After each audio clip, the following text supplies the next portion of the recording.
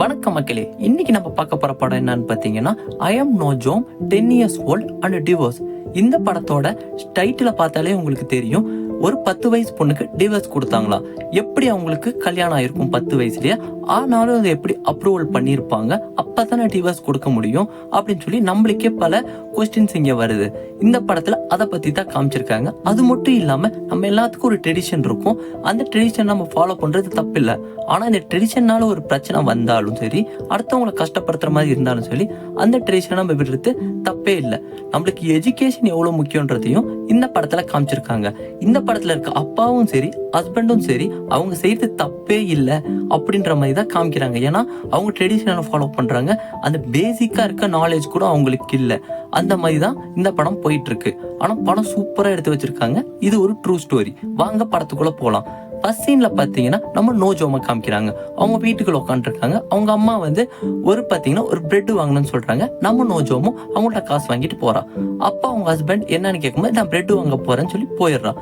அந்த இடத்துல பிரெட் போட்டுட்டு இருக்க கடையில பாத்தீங்கன்னா அவங்க ஒரு நெருப்பு எரிஞ்சிட்டு இருக்கு. திடீர்னு பாத்தீங்கன்னா இவர் இடத்துல நெருப்புல நிறைய ரொட்டி போட்டுட்டு இருக்க மாதிரி இவருக்கு ஒரு கனவு வருது. அந்த இடத்துல இவங்க ஹஸ்பண்ட் இவங்க மூஞ்சி முன்னாடி பயங்கரமா டிஸ்டர்ப் பண்றா. அந்த மாதிரி கனவு தான் இருக்கு. அதை கேட்டுட்டு அவன் வெளியே வந்துட்டு ஒரு டாக்ஸில ஏறுறா. ஏறினவனே பாத்தீங்கன்னா அவங்க ஹஸ்பண்ட் அவளை இழுத்துட்டு போயிடுறா. இழுத்துட்டு போனவனே இவனும் ஓடுறா. திருப்பி இன்னும் டாக்ஸில ஏறி அங்க இருந்து போறா. எங்கன்னு கேட்டா நான் கோர்ட்டுக்கு போகணுன்றா. சரின்னு சொல்லிட்டு கோர்ட்ல கொண்டு போய் விட்டுறாங்க. அங்க கோர்ட்ல செக்யூரிட்டி செக்அப் இருக்கு. அங்க ஒவ்வொருத்தரும் பாத்தீங்கன்னா வயிற்றுல ஒரு கத்தியை சொருக்கி வச்சுக்கிட்டே இருக்காங்க. அந்த செக்யூரிட்டி செக் பண்ணி அந்த கத்தியை வாங்கி வச்சுட்டு இவங்கள உள்ள அனுப்புறாங்க. நிறைய பேர் கன்னோடையும் வராங்க. நம்ம அந்த பாப்பாவும் உள்ள போயிடுறான். உள்ள போயிட்டு ஒருத்தட்ட கேட்கறான், எங்க ஜட்ஜை பாக்குறதுன்னு கேட்டவனே, ஏன் பாக்கணும்னு இல்ல நான் ஜட்ஜை பாக்கணும்னு சொன்னவனே உள்ள அனுப்பிச்சு விட்டுறாங்க. அங்க ஒரு கேஸ் நடந்துட்டு இருக்கு. அந்த கேஸ் முடிஞ்சவனே எல்லாருமே கிளம்பிடுறாங்க. நம்ம ஜட்ஜும் வராரு. இந்த பொண்ணு மட்டும் அங்க இருக்கா. ஏன் இங்க இருக்கேன்னு கேட்கும்போது எனக்கு டிவோர்ஸ் வேணும்ன்றா. நம்ம ஜட்ஜு உனக்கு கல்யாணம் ஆச்சான்றாரு. இல்ல எனக்கு டிவோர்ஸ் வேணும் அப்படின்னு உனக்கு ஏஜ் என்ன ஆச்சுன்னு கேட்கிறாரு. ஏஜ் எனக்கு 10 ஆச்சுன்னாரு. இந்த வயசுல உனக்கு யார் கல்யாணம் பண்ணுதுன்னு எங்க அப்பா அம்மா அப்படின்னு சொல்லிட்டு ஒரு ஸ்டோரி சொல்றா. அந்த ஸ்டோரியில பாத்தீங்கன்னா பல வருஷத்துக்கு முன்னாடி ஒருத்தர் பிரசவ வலியால துடிச்சிட்டு இருக்காங்க. அப்ப அந்த இடத்துல அவங்களுக்கு ஒரு பெண் குழந்தை பிறக்குது. அது ஒரு பையன் கையில எடுத்துட்டு அவளுக்கு பேர் வைக்கிறான் நொஜோம்னு. அந்த பேர்னு தான் இந்த பொண்ணு. அதுக்கப்புறம் அந்த பொண்ணும் வளர்ந்து கொஞ்சம் கொஞ்சம் மேல வருது. இந்த ஃபேமிலி பாத்தீங்கன்னா ஒரு அழகான ஃபேமிலி. அப்பா அம்மா ஒரு அக்கா, அதுக்கப்புறம் இந்த பையன், லாஸ்ட்ல நம்ம இந்த பொண்ணும் இருக்கு. இந்த ஃபேமிலியில நிறைய ஆடு மாடு வச்சிருக்காங்க. அப்படியே அழகா வளர்ந்துட்டே இருக்கு. ஒரு நாள் அவங்க அம்மா அப்பா எல்லாமே சேர்ந்து வெளியே போறாங்க. அந்த வீட்டுல இருக்கிறது அவங்க அக்காவும் நம்ம நோஜோமும் தான் இருக்கான். அந்த இடத்துல ஒரு பையன் வரான், உசேன்னு. வந்துட்டு எனக்கு தண்ணி வேணும்னு கேட்டோடனே அங்க அக்கா உள்ள கொண்டு போய் எடுத்து கொடுக்க போறாங்க. அப்ப பாத்தீங்கன்னா உள்ள போனோடனே கதவை பூட்டிடுறான் உசேன். அப்ப வீட்டுக்குள்ள ஒரு சவுண்ட் கேக்குது. நம்ம நோஜமும் போய் வீட்டை தட்டி பாக்குறா. யாருமே திறக்கவே இல்லை. அப்படியே குழந்தை தானே அழுன்னு அழுகுறா. அந்த இடத்துல அழுந்துட்டு அப்படியே தூங்கிடுறா. அந்த இடத்துல உங்க அம்மா அப்பா சாயங்காலம் வந்துடுறாங்க. வந்து போய் வீட்டுல பாக்குறாங்க. பார்த்தோன்னே என்ன ஆச்சுன்னு தெரியல. அடுத்த நாள் அப்படியே எல்லாரும் ஊரை விட்டு கிளம்புறாங்க. ஊரை விட்டு கிளம்பும் போது அந்த ஊர்ல இருக்க எல்லாரும் இவங்க போறத அப்படியே பார்த்துட்டே இருக்காங்க. ஃபேமிலியோட வந்து ஒரு வண்டியில ஏறுறாங்க. ஏறி கிராமத்துல இருந்து அப்படியே சிட்டிக்கு வராங்க. சிட்டிக்கு வந்தோடனே பாத்தீங்கன்னா இந்த 2 குழந்தைங்களும் இங்க இருக்க பெரிய பில்டிங்கையும் ரோடையும் பார்த்து ரொம்ப சந்தோஷப்படுறாங்க. அப்படியே சந்தோஷப்பட்டு ஜாலியா ஆடிட்டே இருக்காங்க. அப்புறம் எல்லாரும் ஒரு வீட்டுல சேர்ந்துடுறாங்க. வீட்டுல சேர்ந்து எல்லாம் அப்படியே சந்தோஷமா இருக்க நேரத்துல அப்படியே நம்ம நோஜோம் அந்த இடத்துல நடந்து போறான். அந்த இடத்துல பாத்தீங்கன்னா நிறைய ஒரு பேர் பாக்ஸ் போட்டு குழந்தைங்க விளையாண்டு இருக்காங்க. நம்ம நோஜோமையும் சேர்த்துட்டு அந்த இடத்துல இவங்களும் பாக்ஸ்ல விளையாட சொல்லி கொடுக்குறாங்க. இப்படிதான் விளையாடணும் அப்படின்னு. அந்த டைம்ல அந்த இடத்துல ஒரு மேரேஜ் நடக்குது. ஒரு சின்ன பிள்ளைக்கு தான் மேரேஜ் நடக்குது. இதை போய் அவங்க ஃபேமிலி ஃபுல்லா பார்க்க போறாங்க. பார்த்து முடிச்ச பின்னாடி அடுத்த சீன்ல நம்ம நோஜோமோட அப்பா இன்னொருத்தர் கூட பேசிட்டு இருக்காரு. ஏன் செகண்ட் பண்ண உங்களுக்கு நான் மேரேஜ் பண்ணி வைக்கிறேன்னு சொல்லி கை குலுக்கி ஏதோ பேசிட்டு இருக்காங்க. அங்க முடிஞ்சோடனே திருப்பி வீட்டை காக்குறாங்க. நம்ம நோஜோம ரெடி பண்ணிட்டு இருக்காங்க. அழகா லிப்டிக் போட்டு மூஞ்செல்லாம் சொல்லி பண்ணி ரெடி பண்ணிட்டு இருக்காங்க. மேல பர்தாவும் போட்டு விடுறாங்க புதுசா. இது எதுக்குன்னு தெரியாம அந்த குழந்தையும் அப்படியே இருக்கு. அப்ப அந்த இடத்துல 2-3 பேர் டான்ஸும் வர்றாங்க. ஒரு அரபிக் சாங்க போட்டு பயங்கரமா டான்ஸும் ஆடிட்டு இருக்காங்க. கொண்டாடப்படுத்தி எல்லாம் நார்மல் ஆயிடுறாங்க. நம்ம குழந்தையும் உள்ள இருக்கு. அந்த இடத்துல பாத்தீங்கன்னா அன்னைக்கு விளையாண்ட குழந்தை உள்ள வருது. வா இன்னைக்கும் விளையாடலாம் அப்படின்னு சொல்லி அங்க இருந்து கூட்டு போயிருது. வெளியே கூட்டு கூட்டிட்டு போயிட்டு இவங்க பாத்தீங்கன்னா ஜாலியா விளையாண்டுருக்காங்க. விளையாண்டுருக்கும் போது அங்க ஒரு கடையில ஒரு பொம்மை இருந்திருக்கு. அதை வாங்குறதுக்கு இவங்கள்ட்ட காசு இல்ல. ஆனா நோஜம் கையில ஒரு மோதிரம் இருக்கு. அந்த மோதிரத்தோட வருத்தம் இவங்க தெரியாம கொண்டு போய் ஒரு கடையில வைக்கிறாங்க. ஏன்னா தங்க மோதிரத்தை ஒரு பொம்மைக்காக வைக்கிறாங்க. இந்த சின்ன குழந்தைங்க வச்சு அங்கிருந்து காசு வாங்கிட்டு வந்து ஒரு பொம்மையை நோஜம் வாங்கிட்டு வந்துடுறான். வந்து அந்த கிரவுண்ட்ல அப்படியே விளையாண்டுட்டே இருக்காங்க. பாத்தீங்கன்னா அந்த இடத்துல அவன் அண்ணனும் வந்துடுறான். வந்துட்டு எங்க போன, அப்பா உன்னை தேடிட்டு இருக்காரு அப்படின்னு சொன்னோன்னே அந்த பொம்மையை எடுத்துட்டு அவளும் அப்படியே வரா. பாதி வெளியில அவங்க அப்பாவும் அப்படியே பாத்துறாரு. பார்த்து நம்ம நோஜோமா அடிச்சு கூட்டிட்டு போய் பொம்மையை தூக்கி சைட்ல வீசிடுறாரு. அந்த குழந்தை பொம்மை வேணும் பொம்மை வேணும்னு சொல்லி அழுதுட்டே இருக்கு. உள்ள போனோடனே அவங்க கூட நீங்க போகணும், அவன் தான் ஹஸ்பண்ட் அப்படின்னு சொன்னோடனே அப்பவும் அது கேட்காம பொம்மைக்காகவே அவ அழுந்துட்டே இருக்கா. சரி இன்னொரு குழந்தை கொண்டு வந்து பொம்மையும் கொடுக்குறா, இந்த வச்சுக்கோ அப்படின்னு சொல்லி அதை நெஞ்சு மேல வச்சுட்டு அப்படியே போறா. அவங்க அப்பா சொன்ன மாதிரி அந்த வண்டியில ஏறிக்கிறா. கார்ல ஏறி அப்படியே அங்கிருந்து கூட்டிட்டு போயிட்டே இருக்காங்க. ஏதோ ஒரு இடத்துல சிட்டியை தாண்டி கொஞ்சம் தூரம் போறாங்க. செக் போஸ்டும் வருது. அங்க இருந்து தாண்டிடுறாங்க. தாண்டி போன பாத்தீங்கன்னா அவங்க வில்லேஜுக்கு போயிடுறாங்க. அந்த வில்லேஜ்ல எல்லாம் ட்ரம் எல்லாம் அடிச்சுட்டு அப்படியே கீழே இறங்கி வராங்க. கீழே இறங்கி வந்தோடனே நம்ம நோஜோம பாக்குறாங்க. நோஜோம் கிட்ட வந்துட்டு அவங்க டோரை திறந்து அந்த குழந்தைய அந்த பொம்மையோடவே அப்படியே கூட்டிட்டு போறாங்க வீட்டுக்கு.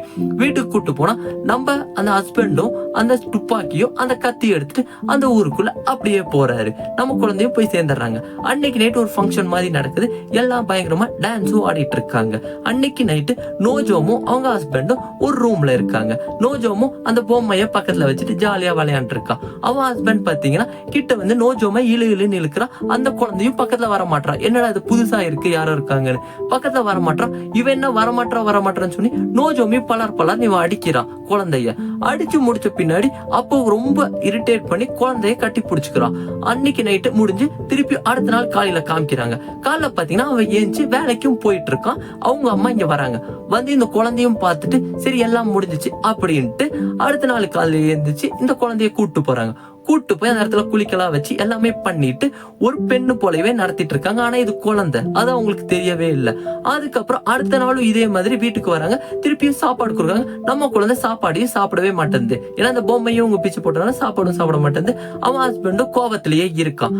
அன்னைக்கு நைட்டும் அவங்க அம்மா தூங்கிடுறான். காலைல ஏந்திரிச்சு பார்த்தா அவன் ஹஸ்பண்ட் வேலைக்கு போயிடுறான். அடுத்த நாள் அவங்க மாமியார் என்ன சொல்றாங்க, ஏன் இவ்வளவு சீக்கிரம் நீ ஏந்திரிக்க மாட்டேன், அவன் ஏஞ்சி வேலைக்கு போயிட்டான்னு சொல்லி ஒரு 2 குண்டாவை கொடுத்து போய் எடுத்துட்டு வா தண்ணின்னு சொல்லி அந்த குழந்தைய அமுச்சுடுறாங்க.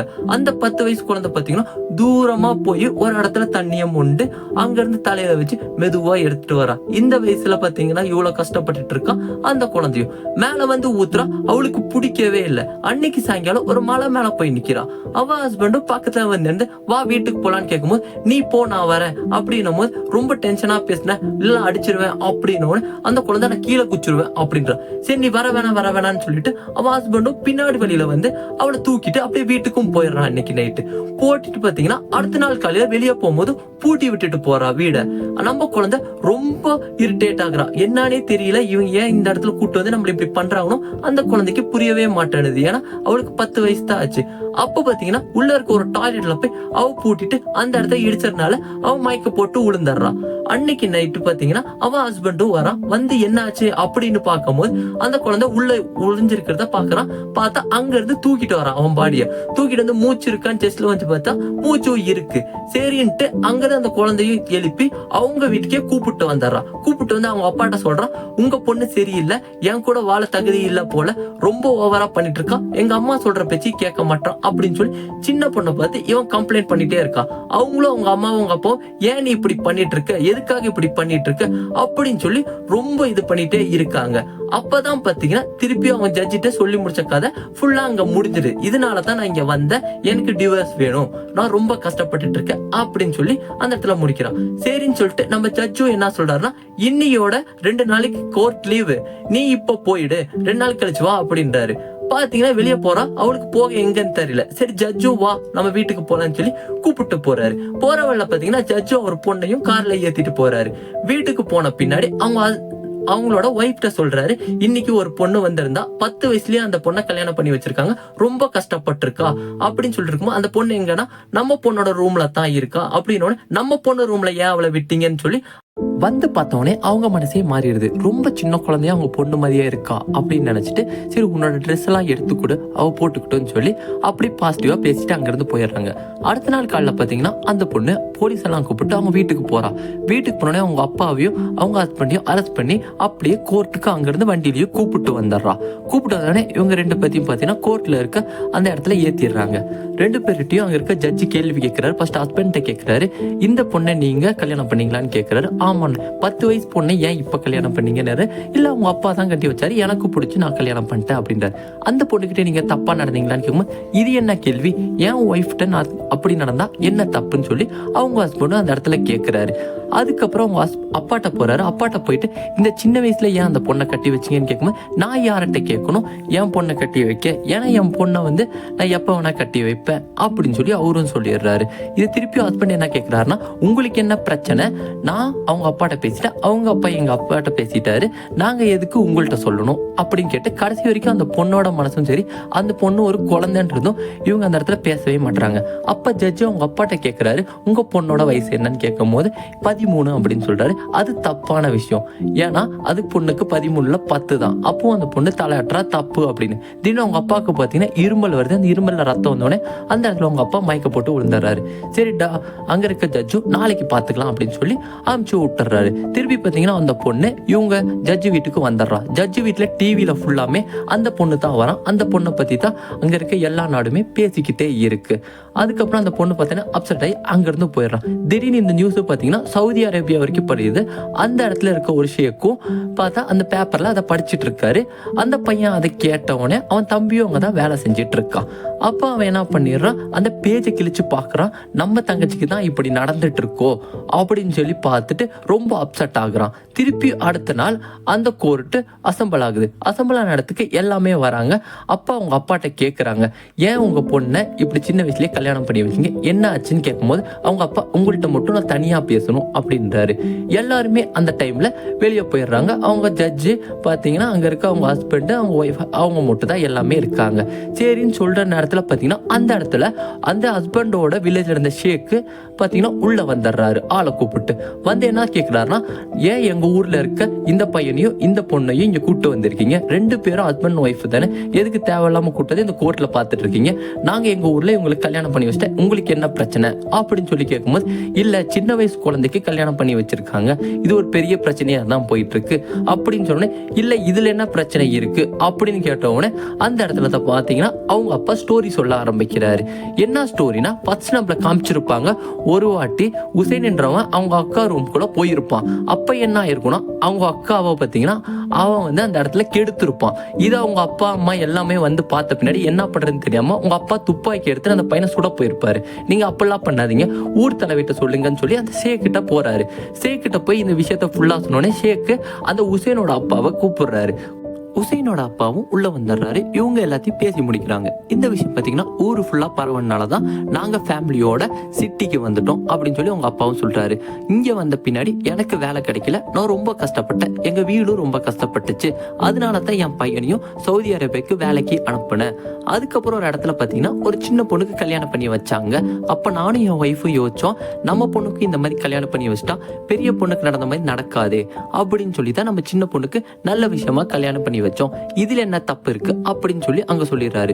அந்த இடத்துல பாத்தீங்கன்னா சவுதி அரேபியால இருந்த அவங்க பையனும் உள்ள வந்துடுறான். அங்க இருக்க ஜட்ஜு யாருன்னு கேட்கிறாரு, இவங்களோட அண்ணன் சொல்லி உள்ள கூப்பிட்டுறாங்க. அப்ப பாத்தீங்கன்னா நம்ம பொண்ணுக்காக வாதாடிட்டு இருந்த அட்வொகேட் முன்னாடி வந்து பேசுறாரு. இதே தான் ஹேமன்யும் நடந்துச்சு, 70,000 பொண்ணுங்களை சீக்கிரம் கம்மி வயசுலயே கல்யாணம் பண்ணி வச்சு பல பேர் இறந்தும் போயிட்டாங்க. இந்த விஷயத்த தப்பிச்சது நம்ம பொண்ணு மட்டும் தான், நம்ம முன்னாடி உயிரோட நிக்கிறா, இந்த விஷயத்த நீங்க கரெக்டா பார்த்து தான் முடிக்கணும்னு சொல்லி எல்லாத்துட்டையும் சொல்லிடுறாங்க. அந்த இடத்துல பார்த்தீங்கன்னா அந்த ஷேக்கு ஏந்திரிச்சு நின்று, இதுல என்ன தப்பு இருக்கு, நானும் பார்த்தீங்கன்னா சின்ன வயசுல தான் என் ஒய்ஃபை கல்யாணம் பண்ணேன், இவரும் அதே மாதிரி தான் பண்ணாங்க, எங்க தாத்தாவும் இப்படிதான் பண்ணாங்க, இவங்க பண்ணா மட்டும் என்ன தப்பு இருக்கு அப்படின்னு கேட்கிறாரு. கேட்டா இது ஒரு கல்ச்சரா தான் நடந்துட்டு இருக்குன்னு சொல்லி அந்த ஒரு குழந்தை அப்படின்னு நினைச்சு யாருமே பேசவே மாட்டுறாங்க. அப்போ நம்ம ஜட்ஜு சொல்றாரு, இது ஒரு குழந்தை, இவளுக்கு 10 வயசு தான் ஆச்சு, என்ன தெரியும் அப்படின்னு கேட்டோன்னே ஷேக்கு போய் என்ன கேட்கிறாரு, நம்ம நீஜோம்கிட்ட, இவன் கூட நீ போறியா இல்லையா, ஒரே வார்த்தை மட்டும் சொல்லு அப்படின்னு ஷேக்கு கேட்கிறாரு. நான் போலன்னு சொன்னோடனே திரும்பி அவங்க ஹஸ்பண்டை பார்த்து, இவளுக்கு நீ வந்து டிவோர்ஸ் கொடுத்துரு ஒன்றும் பிரச்சனை இல்லை அப்படின்னு சொல்றாரு. இல்ல என்னால அப்படின்னு எதிர்த்து பேசும்போது நீ கொடுத்தே தான் ஆகணும் அப்படின்னு சொல்லி தலாக் கொடுக்க சொல்றாரு. அப்ப பாத்தீங்கன்னா அவங்க ஹஸ்பண்ட் 3 டைம் தலாக் தலாக் தலாக்னு 3 டைம் சொல்லிடுறாரு. அந்த இடத்துல அது முடிஞ்சிருது. ஜட்ஜு அவ்வளவுதான் முடிஞ்சு, இவங்களுக்கு இந்த ரிஜிஸ்டர் ஆகாத மேரேஜுக்கு நான் டிவோர்ஸ் கொடுக்குறேன் அப்படின்னு சொல்லி அந்த இடத்துல டிவோர்ஸ் கொடுத்து முடிச்சிடுறாரு. அந்த பொண்ணும் பாத்தீங்கன்னா சந்தோஷமா அவங்க அண்ணன் கூட அப்படியே வெளியே கட்டி பிடிச்சி நிக்கிறா. அவங்க அப்பாவும் அப்பதான் புரிஞ்சுக்கிட்டாரு, அவங்க ஹஸ்பண்டும் புரிஞ்சுக்கிட்டாரு. இப்ப இந்த பொண்ணுக்கு என்ன தேவை, இந்த சின்ன வயசுல என்ன வேணும் அப்படின்றத புரிஞ்சுக்கிட்டாங்க எல்லாமே. ஏன்னா அந்த குழந்தைக்கு என்ன தெரியும். நாம அங்கிருந்து பாத்தீங்கன்னா பெஸ்டா ஒரு விஷயம் சொல்றாங்க. இந்த குழந்தைய கொண்டு போய் அந்த ஜட்ஜ் படிச்சுட்டு இருந்த பொண்ணு ஸ்கூல்லயே சேர்க்கிறாங்க. அந்த பொண்ணு உள்ள போய் சந்தோஷமா படிக்குது அந்த ஸ்கூல்ல. இந்த இடத்துல பாத்தீங்கன்னா அந்த படத்தை சூப்பரா முடிக்கிறாங்க. ஆனா செம்மையா இருக்கு இந்த படம்.